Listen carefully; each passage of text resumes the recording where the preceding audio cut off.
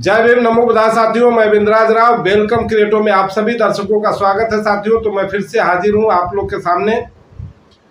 साथियों, मैं कुछ दिनों से देख रहा हूं कुछ ऐसे मित्र हैं, ऐसे साथी हैं जो अपने ही लोगों को अपने उलूल जुलूल बयानों से टारगेट करते रहते हैं। अपने काल्पनिक कथाओं के द्वारा, अपने अंधविश्वास पाखंड के द्वारा टारगेट करते रहते हैं। खास करके वो किसी और को नहीं, अपने ही जाति को टारगेट करते रहते हैं। ठीक है, मैं मान लेता हूं कि आप बहुत विद्वान होंगे, आप बहुत ज्ञानी होंगे, आप बहुत तर्कवान होंगे, आप बहुत वेद शास्त्रों के ज्ञाता होंगे, लेकिन ये तो नहीं हो सकता है कि सब कुछ आप ही जानते होंगे। साथियों, मैं ऐसे लोगों पे कोई अपना एनर्जी खर्च करना नहीं चाहता था, ना ही ऐसे लोगों पे मैं बोलना चाहता था, लेकिन जब बात आ जाती है अपने आप पर तो कुछ न कुछ बोलना पड़ता है, कुछ न कुछ कहना पड़ता है। अपने ही जाति को टारगेट करते करते और दूसरी जातियों को नीच समझने लगते हैं, जब लोग दूसरे बिरादरी को नीच समझने लगते हैं, दूसरे इंसान को नीच बनाने लगते हैं, तो बात करना पड़ता है। ऐसे ही एक भाई साहब है ओम यादव, जो पूर्वांचल से आते हैं, उत्तर प्रदेश के पूर्वांचल क्षेत्र से। अब इनको क्या ही कहा जाए, जो अपने ही बिरादरी को, अपने ही जाति के लोगों को ये टारगेट कर रहे हैं, ये उनके ऊपर ही अभद्र भाषाओं का प्रयोग कर रहे हैं। और अपने जाति बिरादरी पे टारगेट करते करते ये आ गए दलितों के ऊपर। और जब दलितों के ऊपर आए तो हमें बात करना पड़ा, जबकि मैं इनको आज से नहीं कई सालों से देख रहा हूं कि ये वीडियो बनाते हैं धार्मिक, एक कट्टर हिंदू हैं और पाखंड अंधविश्वास में ज्यादा ही इनकी आस्था रहती है तो पढ़े लिखे सज्जन आदमी, मैं इनको कुछ भला बुरा नहीं कहूंगा, क्योंकि इनके जैसे हम लोग के संस्कार नहीं है, हम लोग गाली गलौज करने वाले व्यक्ति नहीं है। लेकिन मैं ये भाई साहब को कहना चाहूंगा कि भाई साहब, आप जो अपने बिरादरी को टारगेट कर रहे हो करो, अपने बिरादरी को जागृत कर रहे हो करो, अपने बिरादरी को अंधविश्वास पाखंड से बाहर निकालने का या ढकेलने का कार्य कर रहे हो तो करो, उससे मेरा कोई लेना देना नहीं। लेकिन जब बात आ गई दलितों पे, जब आपने दलितों को बार बार टारगेट कर रहे हो, तो बोलना तो पड़ेगा मित्र, कहना तो पड़ेगा। आप घोर जातिवादी आदमी हो, आप घोर मनुवादी आदमी हो, आप घोर कुंठित मानसिकता वाले व्यक्ति हो, आप घोर नासमझ हो। इसलिए कह रहा हूं आपको कि आप कभी भी बिना गाली गलौज का कोई वीडियो नहीं बनाते, बिना तर्क का, बिना सबूत का कुछ भी बोल देते। तो साथियों, आज इन भाई साहब के ऊपर मैं चर्चा करूंगा। आप लोग अगर मेरे चैनल पे नए हो तो चैनल को सब्सक्राइब जल्दी जल्दी कर लीजिए और बेल आइकन का घंटा दबाना मत भूलिएगा। लाइक शेयर कमेंट तो जरूर कर दीजिएगा, ताकि ये ओम यादव भाई साहब के यहां तक मेरी वीडियो जरूर पहुंच जाए।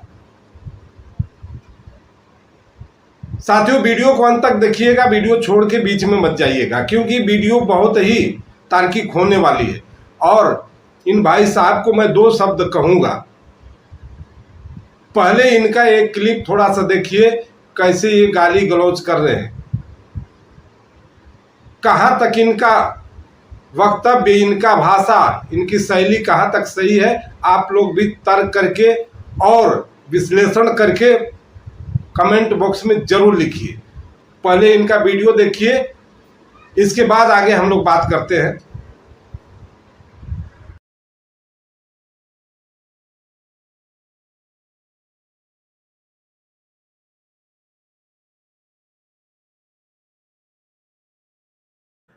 दोस्तों, अब मैंने इसका विरोध करना, इसके खिलाफ वीडियो इसीलिए बनाई है क्योंकि मैंने एक पोस्ट डाला था सरस्वती पूजा के दिन। सरस्वती जी की जो पूजा अभी कुछ दिनों पहले आई थी, उस दिन दोस्तों मैंने सिंपल सा एक पोस्ट डाला जिसमें मैंने लोगों को सरस्वती पूजा की बधाई ऐसा करके लिख दिया।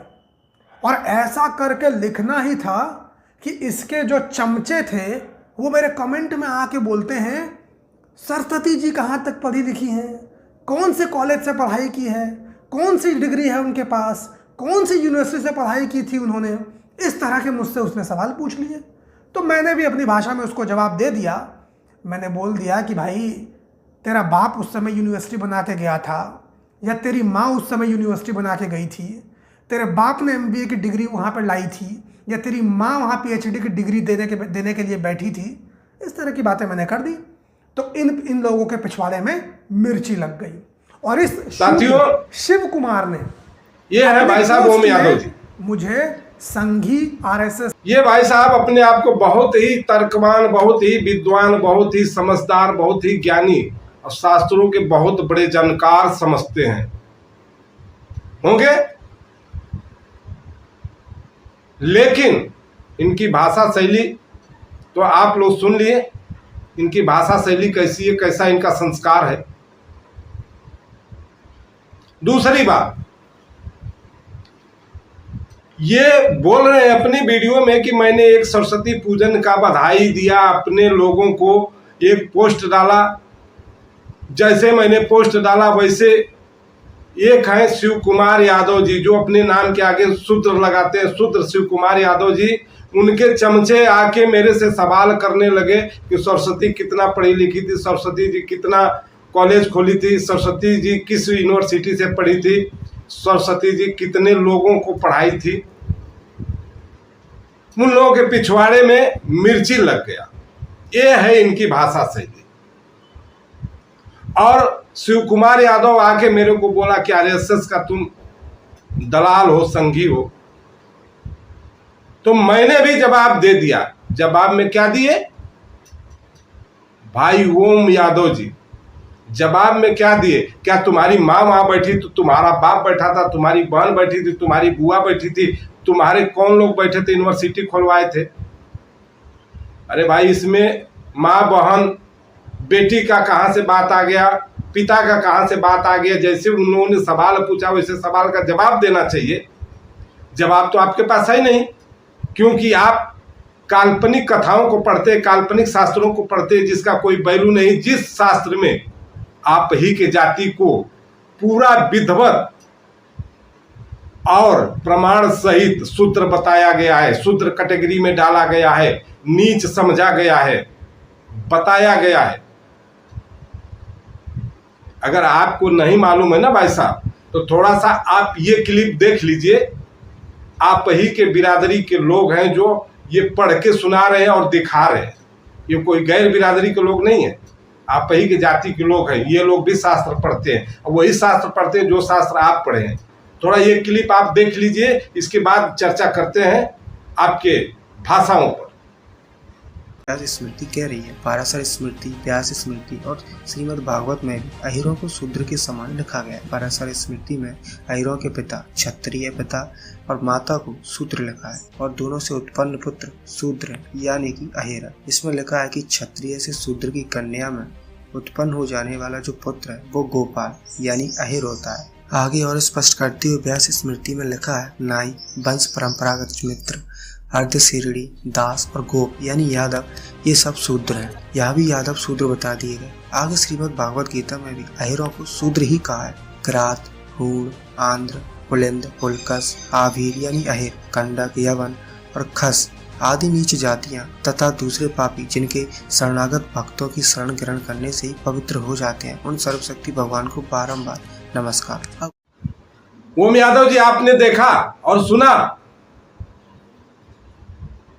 नहीं समझ में आया होगा तो दोबारा देख लीजिएगा। दोबारा अपना जो भागवत पुस्तक लेके घूम रहे हैं ना, उसको खोल के पढ़ लीजिएगा बढ़िया से। अभी रुको, इतना ही नहीं, और आपको दिखाता हूं प्रमाण कि आप कहां से शूद्र हो। ये आप प्रमाण देखो। दूसरा, महाभारत के सभा पर्व के अनुसार अहीर एक शूद्र जाति है, जहाँ लिखा शूद्र आभीरगण, तथा पद्म पुराण के पाताल खंड में अहीरों को शूद्र, पापी, दंभी व नीच जाति बताया गया है। इससे पहले वाल्मीकि रामायण के युद्धकांड में अहीरों को डाकू व नीच जाति कहा गया है और भागवत पुराण के द्वितीय स्कंद में आभीरों को नीच जाति बताया गया है, तथा तुलसीदास ने रामचरितमानस के उत्तर कांड में अहीरों को चंडाल, पापी व शूद्र कहा है और व्यास स्मृति के 3 अध्याय में गोपों को फिर शूद्र बताया गया है। जिस शास्त्र को पढ़ के आप इतना विद्वान अपने आप को समझते हो ना भाई साहब, वही शास्त्र आपको नीच करता है, आपको घटिया कहता है, आपको चंडाल कहता है, आपको चोर कहता है, आपको राक्षस कहता है, आपको शूद्र बनाता है, आपके मान स्वाभिमान को ठेस पहुंचाता है, आपके सम्मान को मटिया मेट करता है। फिर भी आप उसी शास्त्र को लेकर ढोते हो, प्रचार करते हो, अपने ही जाति बिरादरी को गाली देते हो।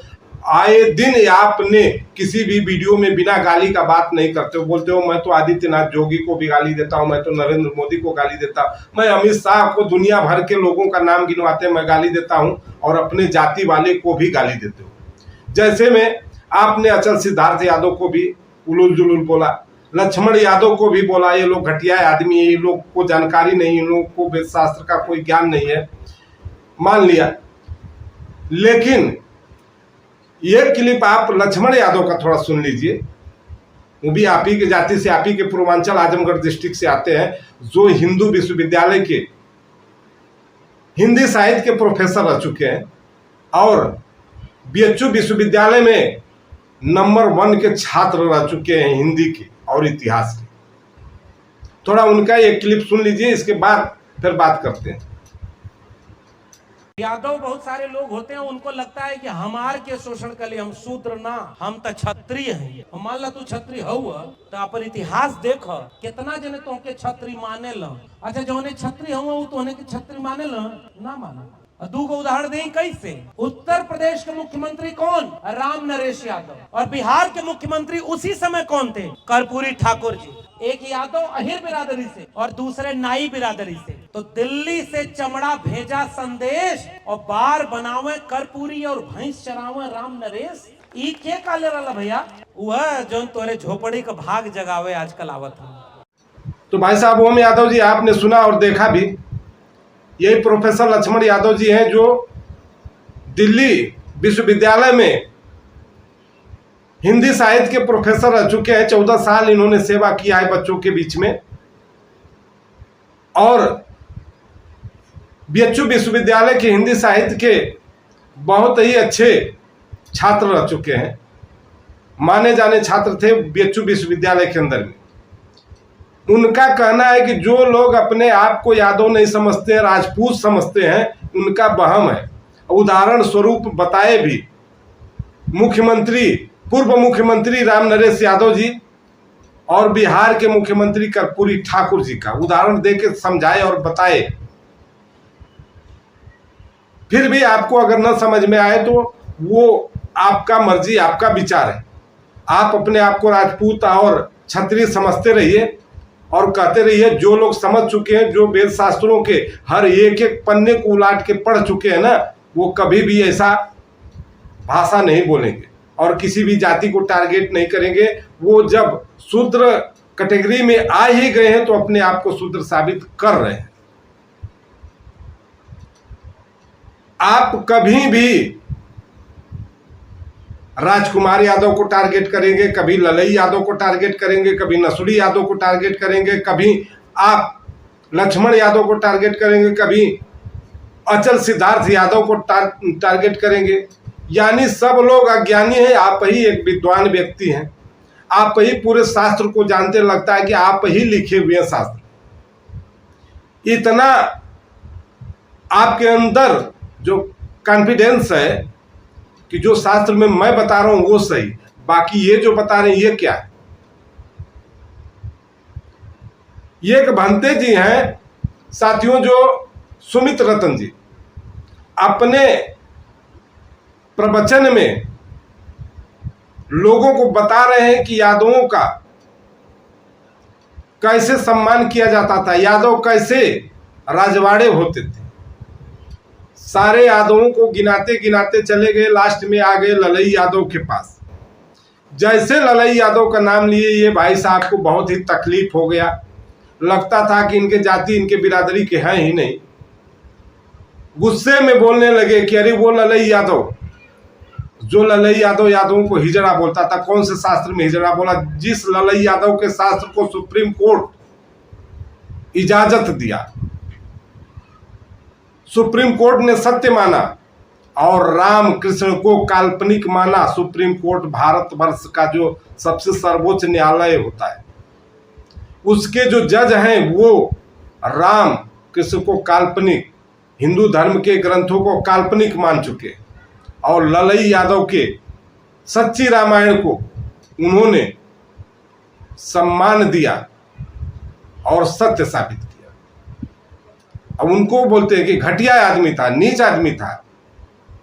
ऐसे व्यक्ति को, जितने यादवों का आप नाम लेते हो ना, उसमें कोई प्रोफेसर है, कोई कवि है, कोई सांसद है, कोई विधायक है, कोई साहित्यकार है। आप क्या हो? केवल पाखंड अंधविश्वास का बोझ लिए सर पे ढो रहे हो। निकलो अंधविश्वास पाखंड से बाहर। कभी भी ये शास्त्र आपको सम्मान नहीं देगा, आपके लोगों को सम्मान न दिया है न देगा। आप केवल दान दोगे, दान चढ़ावा दोगे, बाकी आपको न पुजारी बनाया जाएगा, ना ही आपको मठाधीश बनाया जाएगा, ना ही आप ऊंचे बन सकते हो, ना ही ब्राह्मण बन सकते हो, ना ही क्षत्रिय बन सकते हो। अपने मुंह से जो भी बन लो वो तुम्हारी मर्जी। साथियों, अब इसके आगे मैं ये भाई साहब को कुछ कहूंगा नहीं। अगर समझदार होंगे तो समझ गए होंगे, क्योंकि ये गालीबाज आदमी है, ये गाली से बात करते हैं। इनका संस्कार ही गाली का है। गाली किसी को भी देते रहते, इनके पास शब्द नहीं मिलता है, इनके पास जवाब नहीं मिलता है तो गाली से बात करते, माँ बहन पे उतर जाते। लेकिन इनको ये पता नहीं कि प्रतिक्रिया में हमको लोग क्या देते हैं। इनके गलती का खामियाजा माँ बहन भुगतती। इनको ये भी पता नहीं चलता, ये भी थोड़ा सा कॉमन सेंस नहीं रखते हैं ये, कि जो मैं बोल रहा हूं, अगर किसी की माँ बहन बेटी है तो वो हमारी भी है।